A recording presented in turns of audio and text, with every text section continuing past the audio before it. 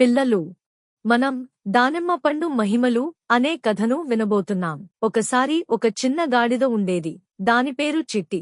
చిట్టి తల్లి ప్రతిరోజూ దానిమ్మ పండు తినమంటూ దాని చిట్టికి చెప్పేది. కాని చిట్టికి దానిమ్మ పండు అంత రుచిగా అనిపించేది కాదు. అందుకే తినకపోయేది. ఒకరోజు చిట్టి చాలా అలసటగా ఉండింది. అది ఆడుకోవాలన్నా, పరిగెత్తాలన్నా బలహీనంగా అనిపించేది.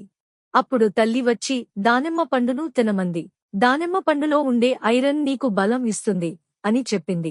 చిట్టి అప్పుడు ధైర్యంగా దానిమ్మ పండును తినింది. కాస్త సమయం గడిస్తే చిట్టికి బలం వచ్చింది, చురుకుగా మారింది. ఇప్పుడు చిట్టి ప్రతిరోజూ దానిమ్మ పండును తింటుంది. ఎందుకంటే అది బలహీనతను పోగొడుతుంది, రక్తాన్ని పెంచుతుంది మరియు చర్మం మెరిసేలా చేస్తుంది. ఇంకా దానిమ్మ పండును తింటే కంటి చూపు కూడా మెరుగుపడుతుంది.